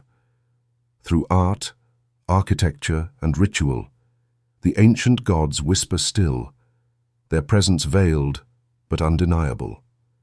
The walls of the church, seemingly devoted only to Christian faith, are in reality custodians of a far older story, one in which the wisdom, power, and majesty of the old pantheon live on, quietly guiding the gaze of those who dare to see. For centuries the devil has cast a shadow across Christian imagination, a figure of pure evil, the eternal antagonist, the embodiment of sin. He is painted in crimson, horned, clawed, and terrifying, a cautionary emblem meant to frighten the faithful into obedience. Yet, beneath the sermons, the paintings and the exorcisms, there lies a subtler, far more insidious truth. The devil was never the Church's true enemy. The real threat was something far older, far more enduring, the reflection of the gods he replaced. Long before the devil's image was codified, humanity revered a pantheon of celestial beings. Enki, wise and rebellious; Inanna, luminous and powerful; Anu, sovereign of the skies. These deities were beings of knowledge, creativity, and cosmic authority, and they shaped the very foundation of civilization. As monotheism took hold, their stories were reframed. Divine wisdom became heresy. Sacred feminine power became temptation. The complex hierarchy of gods became a single omnipotent deity. And in this transformation, the figures who once guided humanity were cast into shadow, becoming the devil, demons, and the very embodiment of fear. Art and literature reveal this metamorphosis. The serpent that once symbolized Enki's wisdom now coils as the devil, whispering temptation into the hearts of men. The lion, emblem of Inanna's courage and sovereignty, becomes a beast to be conquered, a representation of ferocity outside divine law. Even the stars of Anu, once symbols of order and cosmic law, are recast in ominous contexts, reminders of rebellion against the singular God. Through these distortions, the Church was not battling evil in the world. It was battling memory itself, the lingering presence of gods who could not be fully erased. The devil, then, is a mirror.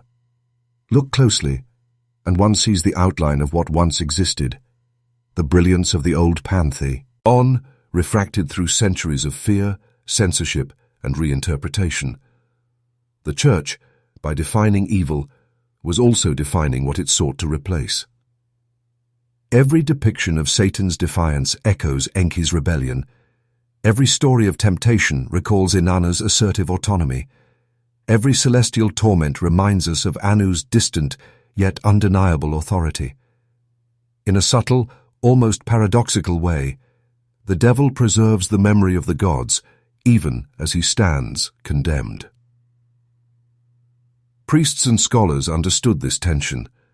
Hidden beneath layers of theology and ritual were fragments of suppressed wisdom, texts that hinted at alternative cosmologies, legends that predated the Bible itself.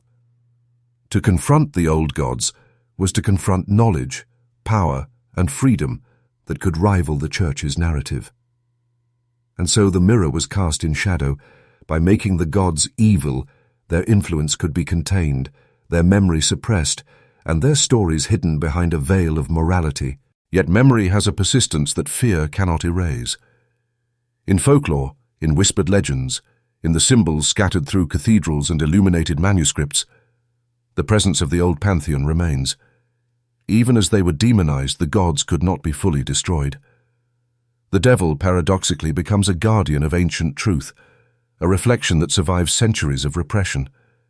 To study him is to glimpse the divinity that once walked among humanity, now obscured, but still palpable.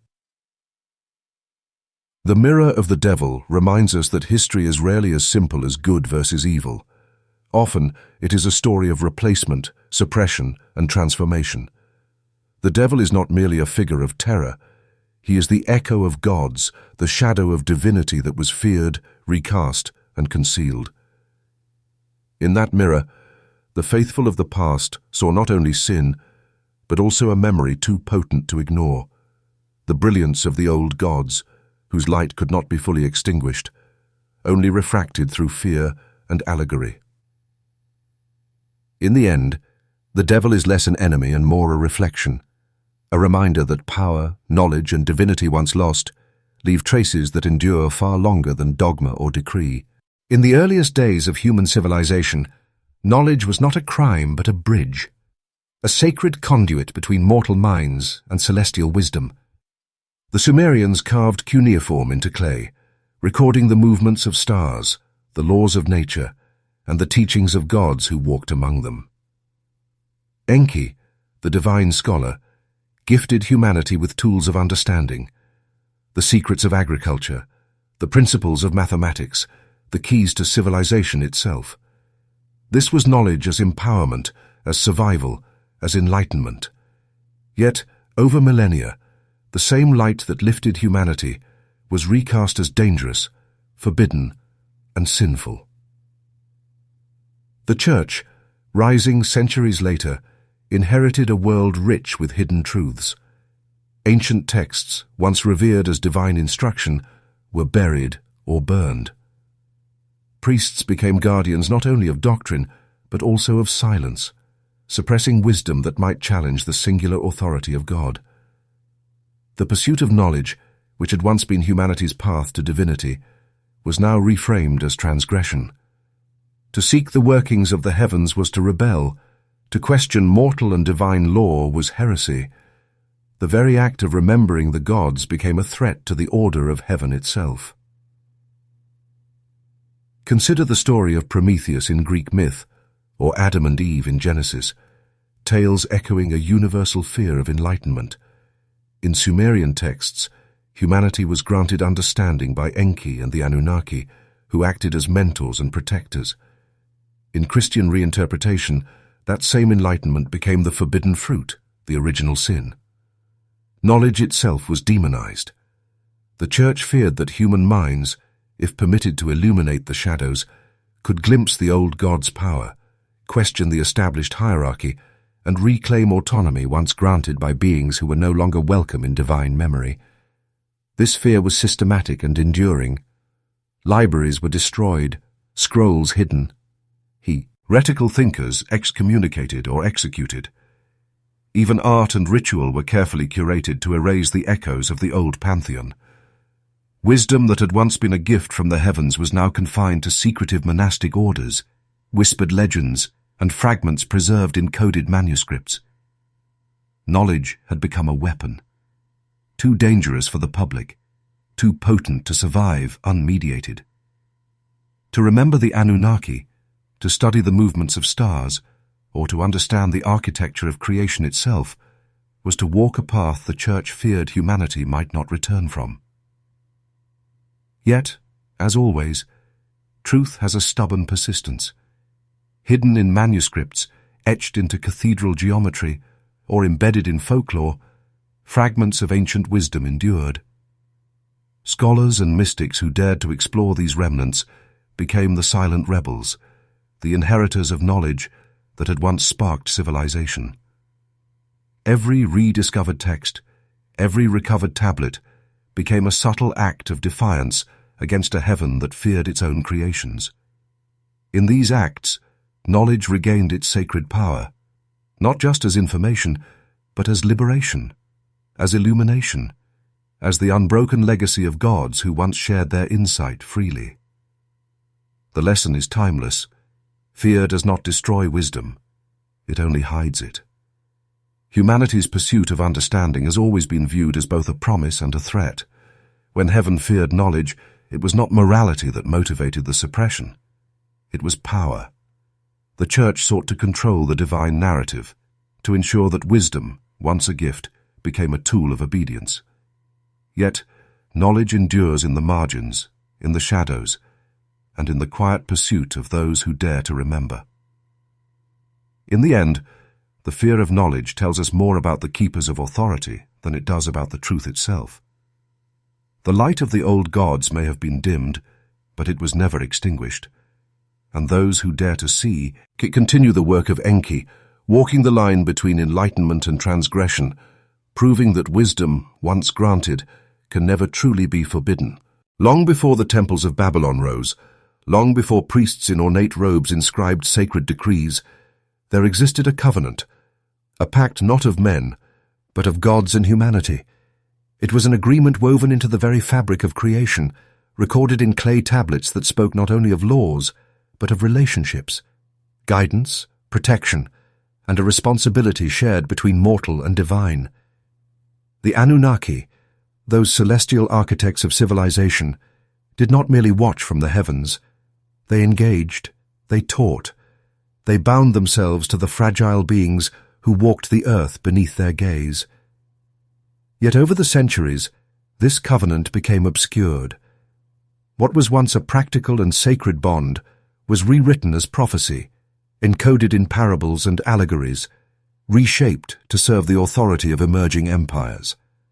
Scribes altered the tablets, emphasizing divine judgment over mutual responsibility. The ancient pact, one that ensured humanity's growth under the tutelage of gods, transformed into a story of obedience, sin, and penance. The intention of the Anunnaki to guide and empower was masked by dogma, leaving humanity to interpret a relationship that had once been collaborative as one of fear and submission. The traces of the hidden covenant can be glimpsed in scattered texts across cultures. The Code of Hammurabi, while ostensibly a legal system, echoes agreements between the divine and mortal realms, laws not arbitrarily imposed, but derived from a cosmic order. Likewise, the prophetic visions preserved in Judeo-Christian scripture, long thought to foretell the future, may be reinterpretations of ancient guidance once offered openly by the gods. Every story of divine wrath or reward is a shadow of a time when gods and humans walked in partnership, bound by promise and accountability. To understand the hidden covenant is to recognize the subtle ways history was rewritten. The Tapazar Church, rising centuries later, inherited fragments of this divine contract. In codifying scripture, it selectively emphasized obedience and morality, downplaying mutuality, choice, and empowerment. The covenant became not a partnership but a test. The gods' original guidance was filtered into laws humans were commanded to follow, rather than knowledge to apply. What was once a sacred dialogue was reduced to ritualistic recitation, the living conversation between celestial beings and humankind replaced with doctrine and authority. Yet whispers of the covenant persist, hidden in plain sight. Ancient tablets, partially preserved, reveal the depth of the agreement. Humans were to care for the earth, to honor their teachers, and to pursue wisdom. In return, the Anunnaki provided insight into agriculture, mathematics, medicine, and astronomy, the foundations of civilization itself. Even symbols carved into ziggurats, or the recurring numerology in sacred texts, may preserve encoded reminders of the promises made in that first age of contact. The hidden covenant challenges the way we view history, divinity, and human potential. It reminds us that the relationship between gods and mankind was not solely about obedience or judgment, but about growth, understanding, and co-creation. Beneath layers of prophecy, dogma, and reinterpretation lies a covenant that encouraged humanity to reach for the stars, to master the earth, and to embrace knowledge as a sacred inheritance. In the end, the covenant may be more than a story of the past. It is a mirror of what humanity might reclaim, a partnership with wisdom, a return to the promise that the Anunnaki once extended. To read between the lines, to seek the agreements hidden beneath layers of time and law, is to remember that some pacts are not meant to be forgotten, and that the gods' original covenant continues to resonate, awaiting, and those who are willing to uncover it. Long before the ink of scripture dried on sacred scrolls, long before the Church's authority reached across kingdoms, there existed a danger far older than any empire, the danger of memory. To remember the gods of old was not merely to recall myths. It was to recall truths that had been deliberately hidden, to awaken the knowledge the world had been instructed to forget. And in that remembering, many found themselves marked, hunted, or erased from history entirely. The curse of memory was not metaphorical, it was lived. Priests, mystics, scribes, and scholars who glimpsed the truths of the Anunnaki or deciphered fragments of forgotten tablets often disappeared. Some were burned at the stake, others exiled, and countless others vanished quietly. Their names erased from records, their works destroyed, as though memory itself could be legislated out of existence. What the Church and its predecessors feared was not blasphemy, nor rebellion, but the awakening of knowledge. The realization that the divine order humans had been taught to worship was a reconstruction, a rewriting of what had once been a living, breathing relationship with gods who walked among them. This curse is woven throughout history. Consider the scribes of Babylon, who carefully recorded the deeds of the Anunnaki, only to see empires rise that recast those accounts as legend. Or the scholars of Alexandria, whose libraries contained scrolls older than the pyramids, the custodians of celestial knowledge, destroyed, dispersed, or hidden as fear of forbidden insight grew. Each act of suppression was not simply political, it was a war against memory itself. Knowledge, once remembered, could awaken questions, spark rebellion, and illuminate truths inconvenient to those in power. Yet memory is resilient. Even as temples crumbled and libraries burned, fragments persisted, encoded in art, in architecture, in ritual. Symbols of Inanna, the wisdom of Enki, the laws of the tablets of destiny, all survived beneath the surface, waiting for those willing to see beyond the imposed silence.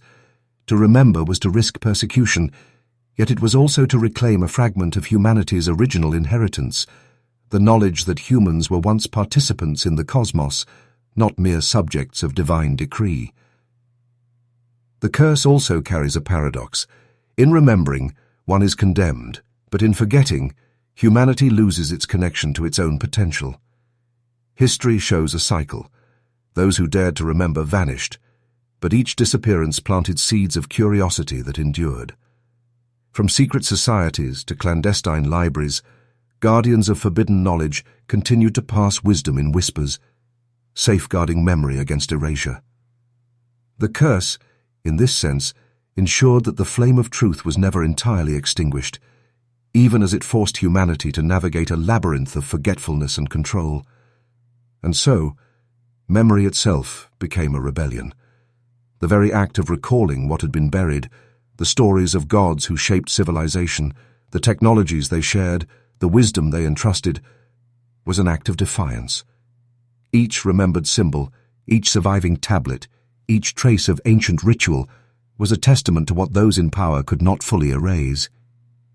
The curse of memory is not merely an ancient threat, it is a warning that resonates today. To seek truth in the shadows of history is to awaken the ghosts of those who were silenced, and to confront the structures that have long sought to keep humanity blind.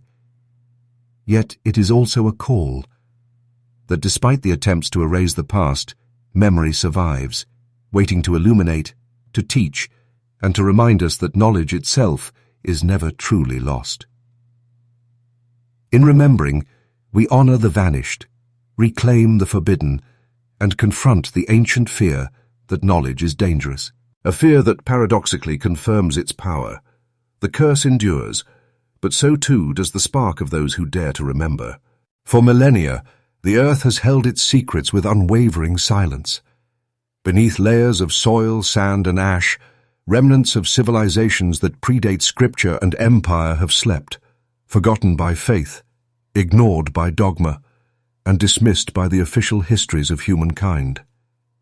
Yet, in the age of modern archaeology and digital reconstruction, these ancient whispers are awakening, slowly but insistently, through clay tablets, carved stone, and coded inscriptions, speaking truths that were once forbidden. Across Mesopotamia, the crumbling ruins of Sumerian cities reveal more than just dwellings and walls. They bear witness to a time when gods walked among men, guiding, teaching, and sometimes punishing, a reality that organized religion later sought to obscure. Cuneiform tablets, etched with meticulous care, recount not parables or morality tales, but knowledge of the heavens, of celestial visitors, and of technologies that defy conventional timelines. These texts, once locked away in temple archives, now emerge under the careful hands of archaeologists who dare to read them without fear. The Forbidden Awakening is not confined to dusty museums. Remote valleys in South America, Africa, and Asia yield artifacts whose origins challenge the neat boundaries of accepted history. precision-cut stones, astronomical alignments, and metallurgical marvels suggest a level of sophistication that could only have been achieved through contact with knowledge far older, knowledge that some would argue came from the gods themselves. Each discovery acts as a thread, unraveling the fabric of a narrative long controlled by institutions wary of the power of memory. Technology amplifies this awakening. High-resolution satellite imaging reveals lost cities beneath jungles and deserts. Digital reconstruction and AI decoding of ancient scripts now allow languages that were once considered indec. Fearable to speak again. Where faith once imposed silence, science now grants voice. And the voice is startlingly familiar. The stories of Enki, Inanna, Anu, and the Watchers resurface, no longer confined to myth, but anchored in tangible, verifiable evidence. Yet this awakening is more than academic. It is a challenge to the stories humanity has been told for thousands of years. If the gods of old walked among men, if knowledge was shared and then suppressed, then what does it mean for the truths handed down by religion? Each archaeological dig, each newly translated tablet, each unearthing of a hidden site is an act of rebellion against selective memory, a reclamation of a history deliberately concealed. Across the world, scholars, independent researchers, and citizen historians are piecing together fragments that, collectively, illuminate an astonishing truth: that humanity's past is far richer, more complex, and more extraordinary than conventional narratives allow. This forbidden awakening, emerging from the silence of centuries, is not merely the rediscovery of artifacts, it is the return of a voice humanity was told to forget. And as these voices rise from the earth, they carry with them not only knowledge, but also a reminder. The suppression of truth can delay revelation, but it cannot prevent it. The clay, the stone, the encoded inscriptions, they endure. They whisper of the wisdom and presence of the gods, of a time when humans walked in their light, and of the possibility that such understanding may yet be regained. The forbidden awakening reminds us that history is alive. It waits for the brave, the curious, and the patient. For those willing to listen, the gods still speak. The question is no longer whether we can find them, but whether we are ready to hear what they have to say. As the final veil of history begins to lift, one truth emerges with quiet, undeniable force: that humanity's story did not begin in isolation. The great civilizations of the ancient world, from Sumer to Egypt, from the Indus to the Andes, all bear traces of an origin that transcends myth. Carved into stone, inscribed on clay, and echoed in scripture, the same tale endures: that long before mankind could speak or write, beings descended from the heavens and altered the destiny of earth forever. They were known to the Sumerians as the Anunnaki, those who from the heavens came down. Their legacy, hidden beneath layers of theology and empire, is the thread that binds our past to our present. The Anunnaki were said to have given humankind the foundations of civilization: agriculture, architecture, astronomy, and law. They shaped not only bodies from clay, but minds capable of understanding the cosmos. It was they who bridged the gap between mortal and divine, igniting the spark of consciousness that would define humanity's greatest achievements. Yet, as power shifted and religions rose, the memory of these celestial teachers was reshaped, their presence rewritten, and their names obscured by the march of dogma. The Vatican, like the empires before it, inherited fragments of these ancient truths. Deep within its archives lie manuscripts and relics that whisper of the Anunnaki's role in creation, knowledge too disruptive to reconcile with a theology built on divine singularity. To acknowledge that humanity was shaped by celestial beings would be to unravel centuries of control, to admit that divinity was not confined to one throne, one book, or one faith. And so, the Anunnaki were buried beneath allegory, their wisdom reframed as revelation, their rebellion recast as sin. But their legacy endured, not in temples, but in the very fabric of civilization. Every great leap in knowledge Every rediscovery of ancient science, every pattern of sacred geometry found in the cathedrals of Europe or the pyramids of the Nile carries an echo of their touch. The same mathematical harmony that guided the construction of ziggurats appears in the layout of Vatican courtyards and Renaissance art, a silent acknowledgement, perhaps, of truths that could not be spoken. Even the myths that followed, of angels and watchers, of divine messengers and forbidden teachers, bear the unmistakable signature of the Anunnaki's memory. They were transformed into the angels of light, the fallen ones, the bringers of knowledge and the keepers of secrets. The Church may have sought to suppress them, but in doing so, it preserved them. Their stories encoded within the very texts meant to erase them. Today, as archaeology, linguistics and technology converge, the forgotten legacy of the Anunnaki rises again. Tablets once dismissed as mythology now read as records of history. The boundaries between myth and memory, faith and fact, grow thinner with every discovery. The clay speaks, the stone remembers, and humanity stands once more at the threshold of its true beginning. Perhaps the greatest secret the Vatican feared was never the devil, nor heresy, nor the loss of faith, but the rediscovery of who we truly are. That we are not merely creations of divine command, but the inheritors of a cosmic lineage, shaped by those who came before. The Anunnaki may no longer walk among us, but their influence endures in our intellect, our curiosity, and our unending desire to reach beyond the stars, to return to the place where our story first began. In the end, the legacy of the Anunnaki is not just written in ancient stone, it is written in us, and perhaps that is the truth the world was never meant to remember. As we close this journey into the shadows of history, the echoes of the Anunnaki linger, in myths, in sacred texts, and in the symbols hidden all around us. What was once forbidden knowledge is slowly resurfacing, revealing a story that challenges everything we thought we knew about humanity's beginnings. From the forgotten dawn to the legacy of gods who walked among us, these mysteries remind us that history is not always what it seems. The Terce de Quesas, Tyans remain. Who were these beings? Why did their memory have to be hidden? And what truths are still buried beneath the sands of time? Tell us. Where are you watching from? Share your thoughts in the comments. Like this video if it sparked your curiosity, and subscribe to join us on the next expedition into the forgotten wonders of our world. Stay curious, for the truth is waiting to be found.